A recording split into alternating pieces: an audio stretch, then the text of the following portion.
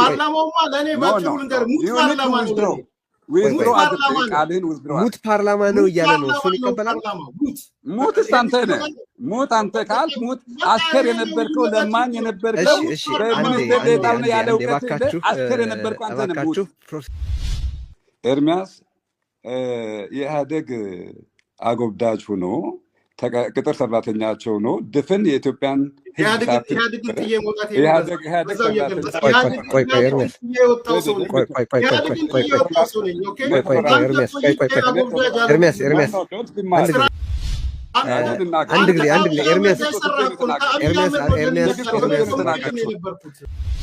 ለምን ጥሎ እንደወጣ እናገራለሁ ቴዲ አንድ ጊዜ ባካችሁ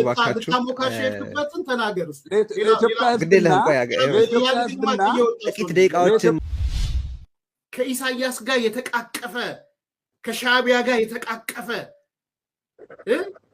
ተቃቅፎም የራሱን ዜጎች የገደለ ያስገደለ የጨፈጨፈ ሰው ጨዋ ታማኝ ባላደራ ሰልፍለስ ይባላል ወይ? አጀብነ ወሎ የፍቅር ሀገር ከተገኘማ ካችነው ማለት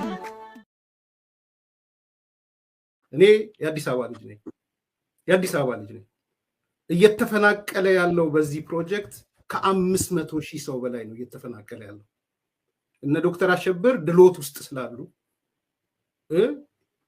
አብይ አህመድ የብልጽግና ሰዎች ስለሆነ ሴንተር የሚያደርገው ለነሱ አይሰማቸውም 500,000 ሰው ለነሱ መፈናቀል ማለት 5 ሰው መፈናቀል ማለት ስለዚህ የሚታያቸው ነምበር 1 የአብይ አህመድን የብልጽግና ፕሮጀክቶች እንዴት አድርገን ደግፈን ባድርባይነት እንኖራለን ነገር ግን አሁን ያረጋገጠልኝ ነገር የአፍሪካ ማሪዎችን እንደ ሞዴል ማምጣት የገንዘቡ ምንጭ ይትም ህገወጥም ይሁን ምንም ይሁን እስከመጣ ድረስ ኢትስ ኦኬ 500,000 ምናምን ሰው ቢፈናቀል ችግር የለም ከተማዋን ማጽዳት ማለት አዲስ አበባን ማጽዳት ማለት ነው ክሊንሲንግ ነው እየተፈጸመ ያለው ሶ የክሊንሲንጉ አካል መሆን ኢትስ ኦኬ ቢኮዝ ላክዠሪ ቤት ነው የሚሰራው 3 ሀይቆች ነው የሚሰሩት ለነ ዶክተር አሸብር መሰል ሰዎች ኢትስ ኤ ላክዠሪ ፎር ዘም ለኔ ወንድሞቼ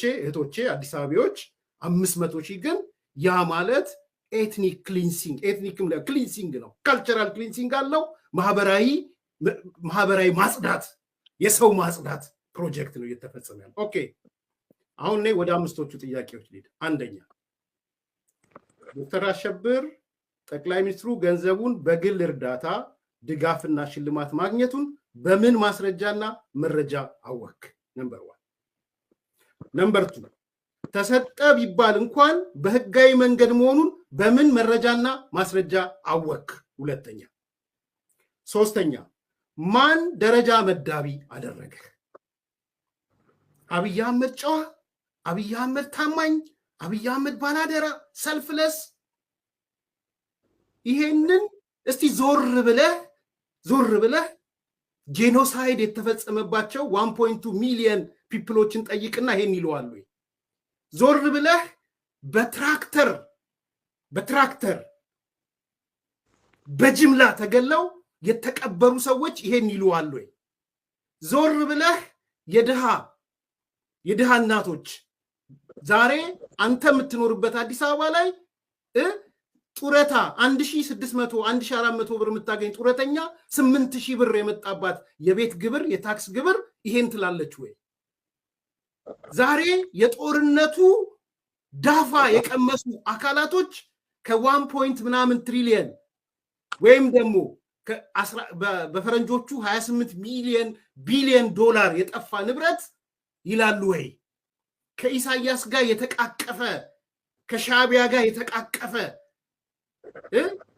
ተቃቅፎም የራሱን ዜጎች የገደለ ያስገደለ የጨፈጨፈ ሰው ጨዋ ታማኝ ባላደራ ሰልፍለስ ይባላል ወይ እኔ በጣም አመሰግናለሁ ቴዲ በተለይ ደግሞ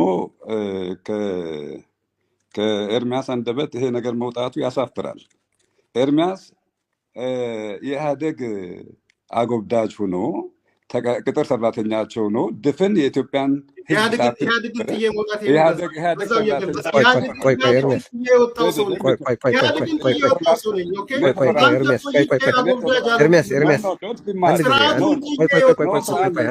ስርዓቱን የተወክበትን እመጣለሁ። አሁን እባካችሁ አንድ ጊዜ ከይቅርታ ጋር አንድ ጊዜ አድምጡኝ። አንድ ጊዜ ኤርሚያስ አንድ ጊዜ እባካችሁ አድምጡኝ። በሰይት ፋረግ ነው ቀደም ሲል በተነገረው መሰረት ኤርሚያስ የተለመደ ባህሪ ነው። እሺ አንድ ጊዜ ምን መሰለህ ስለነበረ ምናምን አንተ ቀጥላለን። ኤርሚያስ ቀጥላለን። የተወሰኑ ደቂቃዎችን ይውሰዱና ከዛ በኋላ መልስ ድርጅቱን ጥዬ እንደወጣውን ተናገር። እሺ አይ ግድ የለም። ቆይ አንተማ ድርጅቱን ቆይ ልናገር አለ ማስታወሻ የተወሰኑ ደቂቃዎችን ስራቸውና ከዛ ትመለሳለህ። ኤርሚያስ ድሉ ወዳንተ አመጣዋለሁ። ልናገር እና በኤርሚያስ አንደበት በመናገሩ እጅግ አዝናለሁ። ይሄ ደንበኛ ኢህአዴግ የነበረ ያለ አቅሙ ሚኒስቴር ሆኖ የኢትዮጵያን ቴሌቪዥን ሲያፍን የነበረ በቴሌቪዥን እንዳይተላለፍ ሬዲዮ እንዳይተላለፍ ሲያደርግ የነበረ ሰው አሁን መጥቶ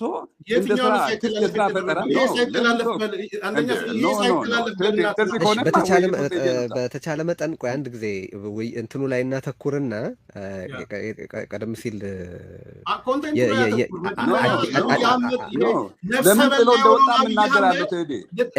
አንድ ጊዜ ባካችሁ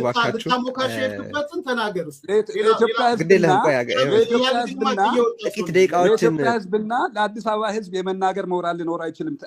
አንተና ሞራል ያለ ታፍን የነበርክ ሰው አንተ አሁን ሞራል ሊኖር አይገባም። እንደዚህ እናድርግ እና ጥቂት ደቂቃዎች ወስደው በተቻለ መጠን ወደ ተነሱት ነገሮች እናተኩርና እባካችሁ ወደ ተነሱት ነገሮች እናተኩርና ቀደም የቀረበ ጥያቄ አለ። የተነሱት ጥያቄዎች ላይ ያሉትን እይታ ይንገሩን። ቴዲ በጣም ለሁላችንም እኩል ሁን። አይ እንደሱ ነው እየሆንኩት። እኔ ስናገር ተናገር ሰምቻለሁ። ምንም አድርባይ ስለምን ሁሉ ሰምቻለሁ። ለሱ ይመልሱ ኤርሚያስ ተከታታዮቻችን እየተከታተሉ ነው። አንድ ጊዜ ከውይይታችን የሚያተርፉበት እንዲሆን በተቻለ መጠን አንደኛ ተጠባብቀን እንነጋገር።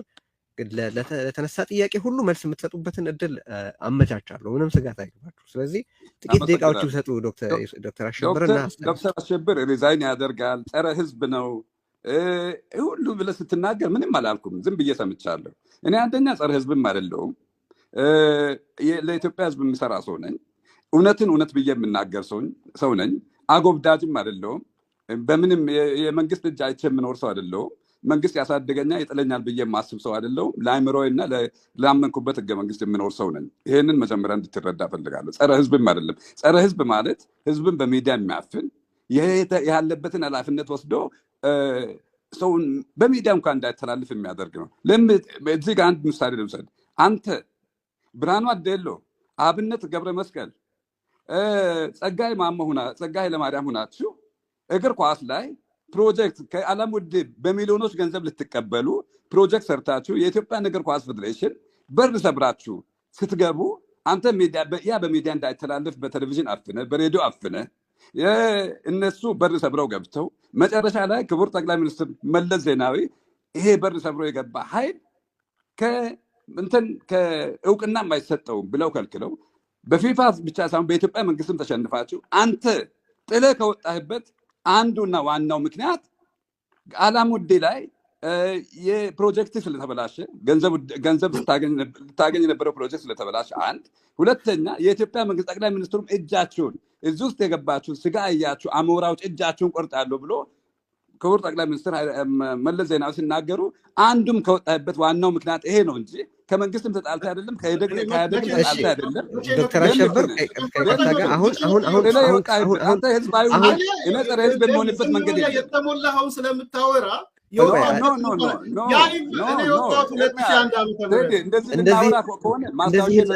እንደዚህ እናደርግ። አሁን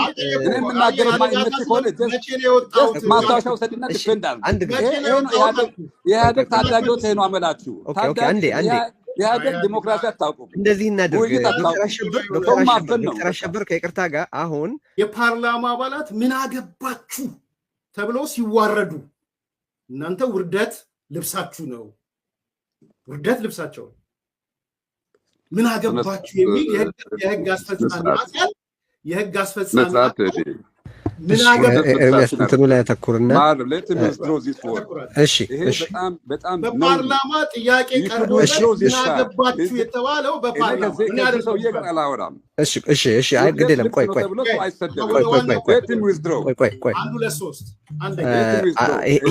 ይሄንን እችን አገላል ዊዝድሮ ካላረክ ከአንተ ጋር አላወራም። አንተ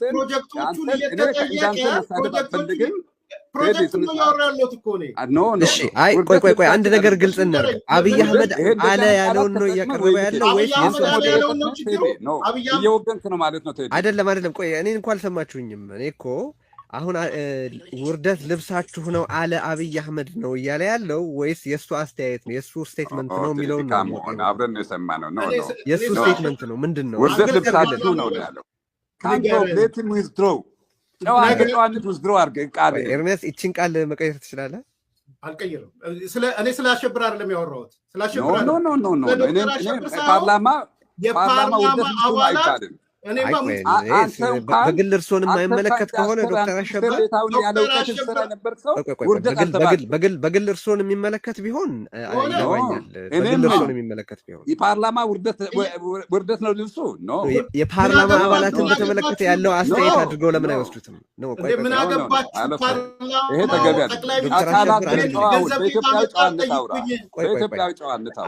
እዚህ ጋር ስንደርስ ነው እንደ ሁለታችሁም እኮ እየተነጋገሩ ስለ ፓርላማው ያለው እይታ አንድ ጊዜ እንዲህ እናደርግ። ስለ ፓርላማው መጀመሪያ ደረጃ ይሄ በአንድ ሰው አተያይ ዶክተር አሸብር እንደሚያውቁት ይሄ አሁን ያለው ፓርላማ ተብሎ አይጠራም ብሎ ሊያምን ይችላል።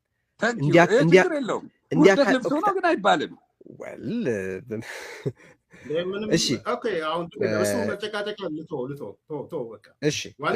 ዊዝድሮ አድርግ። ትቼዋለሁ በል ይሄን ትቼዋለሁ በል። ከዚህ በኋላ ተናገር። ይሄንን ዊዝድሮ አድርግ። ይሄ ነው ስነ ስርዓት ውይይት የሚደረገው። ፓርላማውማ ለእኔ ባጭሩ ልንገር ሙት ፓርላማ ነው። ዊዝድሮ አድርግ። ቃልህን ዊዝድሮ ሙት ፓርላማ ነው እያለ ነው። እሱን ይቀበላል። ሙት አንተ ነህ። ሙት አንተ ካልክ ሙት አስከር የነበርከው ለማኝ የነበርከው በሚኒስቴር ያለው አስከር የነበርከው አንተ ነህ። ሙት ፕሮሲጀራል በሆነ አሁን የስራ ቦታ አድርገህ ዩቲዩብ ላይ የምትለፈልፍ ፓርላማውን በተመለከተ ዶክተር አሸብር ፓርላማውን በተመለከተ የትኛውም እይታ ቢኖረው እንዴት ካለ ሰው ጋር ነው መነጋገር የሚችሉት ማለት ነው። አሁን ፓርላማውን በተመለከተ አያገባችሁም ብሏል አብይ አህመድ። በዚህ ምክንያት ብሎ የሰጠበት ድምዳሜ የፓርላማን አባላት በጠቅላላ በተመለከተ የሰጠው አስተያየት በግል እርሶን ለምን ይመለከታል? አንተ ጨዋነትን በጣም አታብዛው። ኖ አይደለም። በተናገረው ልክ ነው እርሶን በግል ይመለከቱታል ወይ ማለት ነው? በግል እኔም የፓርላማ አባል ነኝ። የሁሉም የፓርላማ አባላትን እንትን ወክለው ነው እየተንቀሳቀሱ። ውርደት ልብሱ ነው ከተባለ ውርደት ልብሳችን አይደለም። ልብሳቸው ነው። ይሄን ይሰራል። ትክክል ያልሆነ ስራ ይሄን ይሰራል። ምን እሱማ የእሱ አስተያየት ነው። ፓርላማው መበተን አለበት ብሎስ ቢያምን ፓርላማው መጀመሪያ አቶ መለስ ተናገሩ፣ አቶ አብይ ተናገሩ ብሎ ያንን መድገምም አያስፈልግም። እና የተናገሩት ነገር ፓርላማ ሞት ነው ብሎ አብይም ስናገር መለስም ስናገር ሰምቼ አላውቅም። እሱ ያምናል እንደዛ። ከኤርሚያስ ጋር ለመነጋገር ሲመጡ መጀመሪያ እኮ ውርደት ልብሱ ነው። ይሄ ስድብ እኮ ነው። ስድብ እኮ ነው። ከዚህ ወጣችን እንዲቀጥል ፓርላማ ይሄን አልሰራም በል እንዲህ አላደረገም በል። ፓርላማው መጀመሪያ ለምሳሌ የጭፍጨፋ አስፈጻሚ ነው። ጦርነት ሲታወጅ ሄዶ እንትን ያደረገ ነው።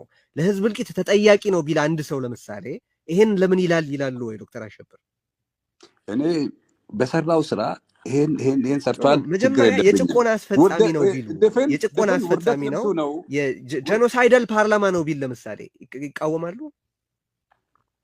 ምኑ ላይ ነው ጄኖሳይዳል የሚሆነው? አሁን ከሱ በኋላ ለመጠየቅ ይችላሉ፣ ጥያቄ መጠየቅ ይችላሉ። ግን ለምን እንዲህ ተባለ ግን ይላሉ ወይም እንዲህ ካለ ሰው ጋር አልነጋገርም። ጄኖሳይድ ፈጽመዋል ካልክ ይሄን ፈጽመዋል በል። ኦኬ ማለቱ ግን ውይይቱን እንዲያቋርጡ አያደርጉትም አይደለም ማለቱ ውርደት ልብሱን ያቋርጣል ውርደት ልብሱ ትክክል አይደለም ከዚህኛው ይበሳል ጄኖሳይዳል ከመባል ይበሳል ኖ ጄኖሳይድ ፈጽሟል ካልክ እኮ ለምን ውርደት ልብሱ ነው እንዳለ ያስረዳ እንግዲያው ለምን ውርደት ልብሱ ነው ፓርላማው እንዳለ ያስረዳ ነው ከስድብማ አታስረዳም ኖ አሁን ይሄ እኮ የእሱ ገለጻ ነው ዶክተር አሸብር እሱ እንዲህ ያስባል ለምን እንደሆነ ይናገርና እርስዎ ለምን እንደማይቀበሉት ይንገሩ እኔም አንተም አልነበርን ቴዲ የነሱ አሽከር የነሱ ሰራተኛ አይደለም አሁን እሱ ሌላ ነገር እኮ ነው እሱ ሌላ ነገር ነው እዚህ ጋር ቁማው ሲናገር ነው አሁን ያነሳ ያለውት ምንድነው ይሄን ካለ ሰው ጋር አልነጋገርም ስላሉ የእርሱ እምነት ከሆነ መጀመሪያ ከኤርሚያስ ጋር ለመነጋገር ሲመጡ ይኖርዋል እምነት ብኖረው ማዛው አሁን በዚህ ውይይት ግድ የለውም በዚህ ውይይት አሁን ውይይቱን ለማስቀጠል ብዬ እኮ ነው እምነት አልባ መሆኑ እኮ ነው ችግር ውይይቱን ለማስቀጠል አፈር ቆፍሮ ከኦሮሚያ ወደ ትግራይ ልክ ነበረ ቲፒኤልኤፍ የትግራይ ህዝብ አላልኩ አዲስ አበባ ስፔሲፊክ በ5 ዓመቱ ያሳየችውን ለውጥ ለምንድን ነው ባለፈው 27 ዓመት ያላሳየችው ለውጥ አለ በሚለው ከተግባባን ልባችሁ ካመነ ካላመናችሁ ተውት የሚታይ ነገር አላይም ላለ ሰው አልከራከርም ዓለም እየመሰከረ ያለበት የደቡብ አፍሪካ ፕሬዝዳንት አዲስ አበባ ማድረግ አለብን የሚል የዩጋንዳው ሰውዬ ካምፓላን አዲስ አበባ እናርግ እያለ የአፍሪካ ህብረት ዋና ጸሐፊው አውሮፓን የመሰለኝ እያለ ይሄንን የማታምኑ ሰዎች እኔ ጋር አትምጡ በዚህ ጉዳይ አትምጡ ነው እያልኩ ያለው ነገር ግን የአዲስ አበባ ለውጥ በ5 ዓመት የመጣው ለውጥ ለምንድን ነው በ27 ዓመት ያልመጣው ለምንድን ነው ባለቤት አልባ የሆነችው አዲስ አበባ ለምንድን ነው ከተማ ጠሌት ተኮነው ለምንድን ነው አዲስ አበባ ጠሌት ተኮነው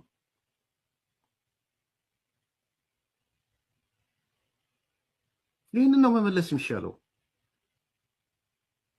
ስለዚህ ነው በአፈር ውስጥ ያለው ማዕድን ስለሚመጥ የመሬቱን የዳበረ ሀብት ያዳክማል እነሱ ደጋግሜ ነው የምናገረው ማዕድን ለኤፈርት አምስተኛው ከአምስቱ ትልልቅ ስትራቴጂክ የኢኮኖሚ አቅጣጫዎች አንዱ ማዕድን ነበር ዛሬ ገንዘቡ የታገደው አሜሪካ አለ ተባለው ቴዎድሮስ አጎስ የሚመራው የህወሓት ስራ አስፈጻሚ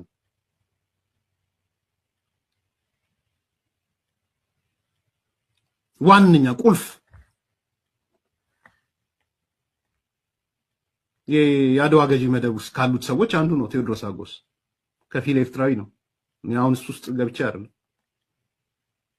አምስት ቁልፍ ብለው ከለዩዋቸው የኢኮኖሚ አውታሮች አንደኛው ማዕድን ነው ውሸት እንዳይመስላችሁ ህወሓት አፈር ቆፍሮ ከኦሮሚያ ይወስድ ነበር ውሸት በሉ እስቲ ዛሬ ከትግራይ አፈር ተቆፍሮ ይመጣል ወደ ኦሮሚያ አንዳንዴ በጣም ጫፍ ውስጥ እንትን ያለውን ነገር እንድንናገር አታር ያኔ ነው አሁን ሌላ ነው አፈር ቆፍሮ ከኦሮሚያ ወደ ትግራይ ልክ ነበረ ቲፒኤልኤፍ የትግራይ ህዝብ አላልኩም ይሄ ነው እንዲመጣ የምትፈልገው ሪፖርተር ላይ ነው የወጣው የሪፖርተር ሰዎችን ጠይቋቸው የሪፖርተር ሰዎች አንዱ ጥሎ የወጣው አንድ የሪፖርተር ዘጋቢ ታዋቂ ሰው አንዱ ምክንያቱ ይሄ ነው እዚህ ነው ያለው አሜሪካ